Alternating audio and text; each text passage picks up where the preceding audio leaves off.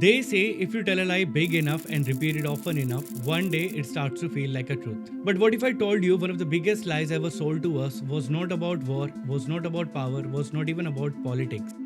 It was about love, about forever, about a sparkling stone that was never rare, never essential, yet became priceless. From Bollywood's Kailash Kher to Hollywood's Rihanna, we have sung its praises, flaunted its brilliance, and tied it to every proposal and celebration. But the truth is, diamond's value was never in the stone. It was in the story we were told. A story carefully crafted by brands like De Beers, who didn't just sell diamonds, but also fooled the world into believing that diamonds are forever by using 3 simple steps. And this video is all about those 3 simple steps.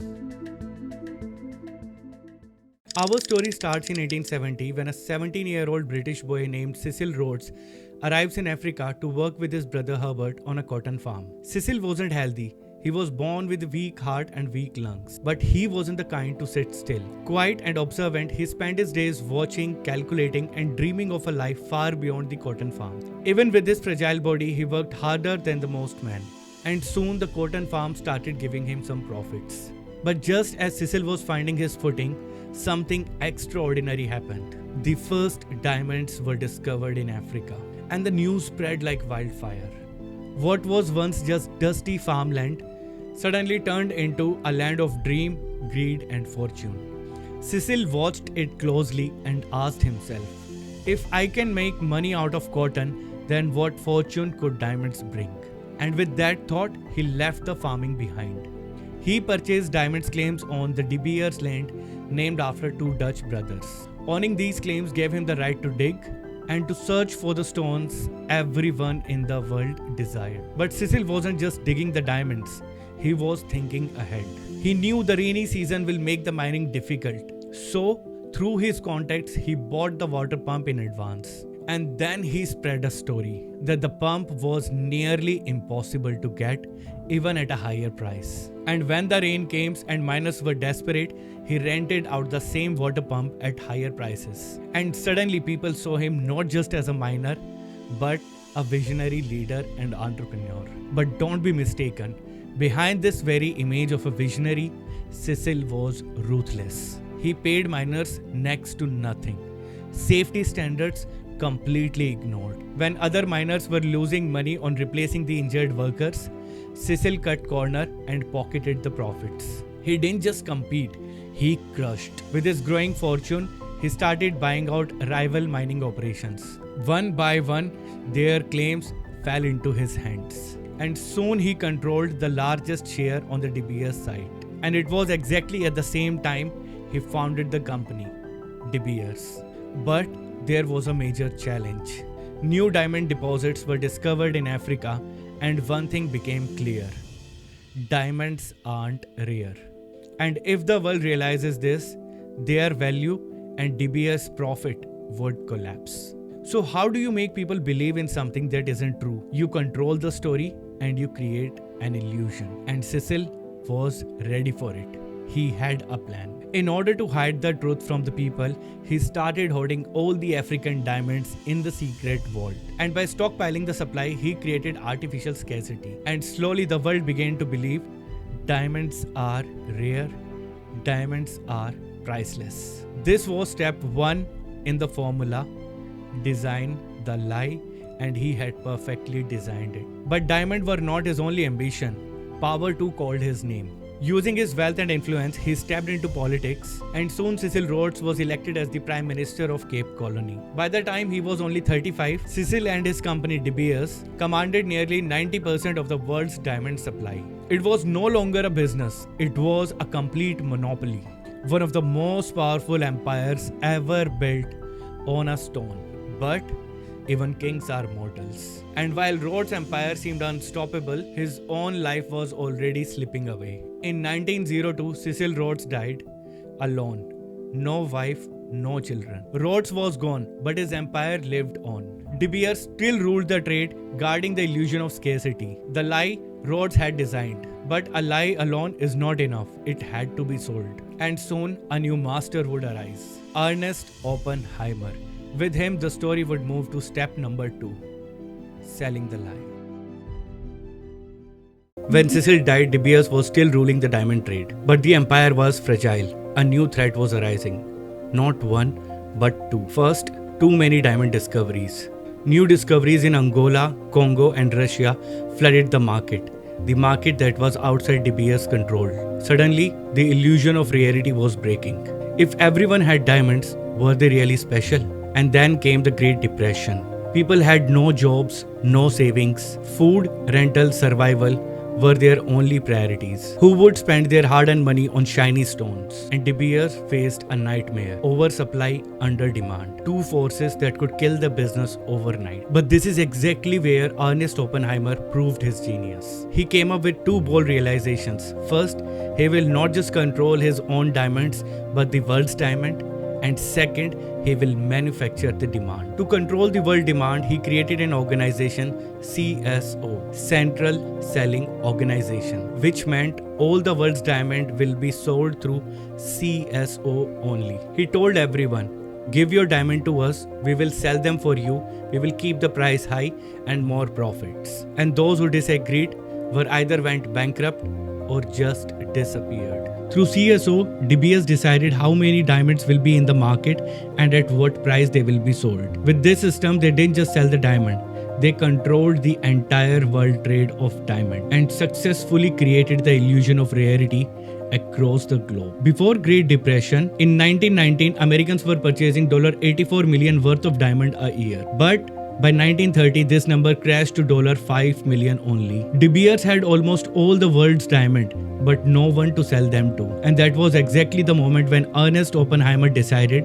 that we will not just control the supply of the diamond, we will even manufacture the demand for the diamond. And here comes another interesting individual in our story. In order to create and control the demand, Ernest sent his son Harry to America. Harry was a mastermind. He understood something crucial. It's never about the product. It's always about the emotions. He wasn't there to sell the diamonds. He was there to sell the love. Back then, engagement rings were not even a big thing. If someone proposed, it was either a birthstone or an opal or a sapphire. Diamonds, not necessary at all.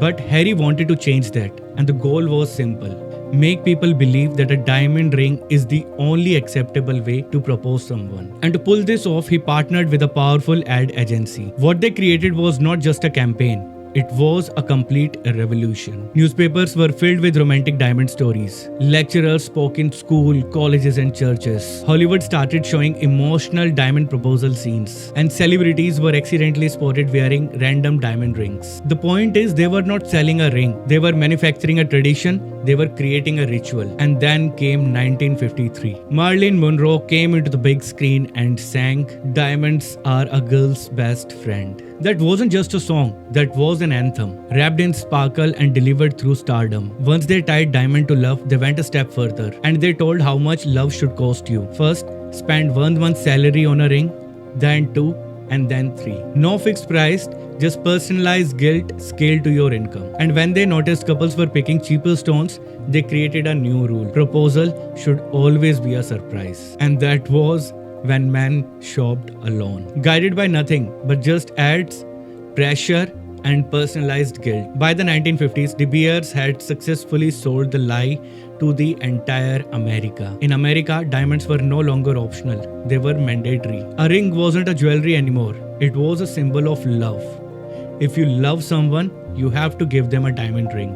But De Beers were not satisfied with just one country. A lie this powerful couldn't stay locked in America. Next, they will take it global, and turned a clever ad campaign into a culture, into a ritual.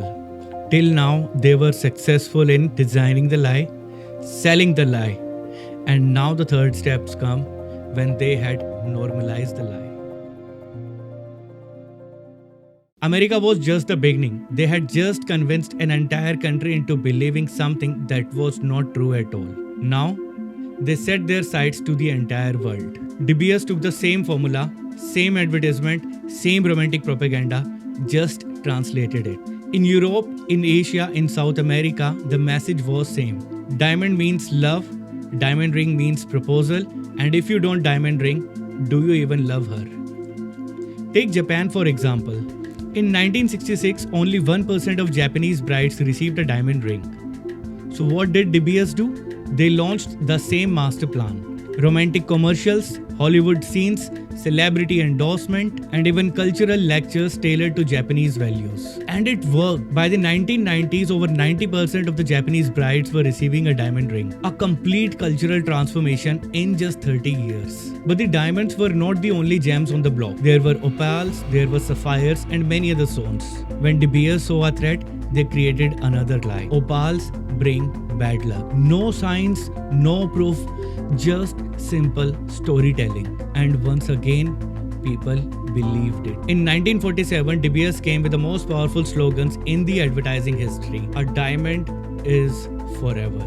On the surface, it was about eternal love, but hidden inside that message was genius. Because if a diamond is forever, then it should never be resold. Which means no second-hand market, no price depreciation, and no competition from used stones. Every buyer a first-time buyer, every generation a new cycle of spending. In 1939, less than 10% of American women had diamond rings. By 1960, over 80%. One country at a time, one couple at a time, one lie at a time. They didn't just change the trend, they rewrote the global culture. One country, one couple, one perfect lie. But this story doesn't end with a global success. It ends with a truth much darker and a future much brighter, because the lie is about to get exposed. For over a century, De Beers didn't just control the diamond market. They controlled our emotions, they controlled our wallets, they controlled our culture. But behind the sparkle, there was a much darker truth. Many of the diamonds that filled De Beers' world came from a very brutal origin. From African mines built on slavery, exploitation, and child labor. In places like Congo and Sierra, diamonds were not the symbol of love, they were the weapons of war. Entire villages were razed, children were forced to dig under the threat of death. Warlords used diamonds to topple the government and fuel the civil war. They were not just conflict diamonds, they were blood diamonds. While we were told fairy tales in movies and magazines, others were paying for those stories with their life. But now, the lie is cracking. Thanks to lab-grown diamonds, a revolution is underway. Chemically identical, visually flawless, up to 80% cheaper, and most importantly, no blood, no slavery, no guilt. These diamonds are born in labs and not in conflict zones. No more lies, just simple choice. In a poetic twist, even De Beers now sells lab-grown diamonds. The company that once buried the truth is now selling it. For the decades, we were told that diamonds are the only way to prove our love, but now we know better. We no longer need to buy a lie to show that we care. Today, we have a choice: a real diamond without a real human core. A diamond is forever, but so is the truth. The story has changed, and this time we are the one writing it.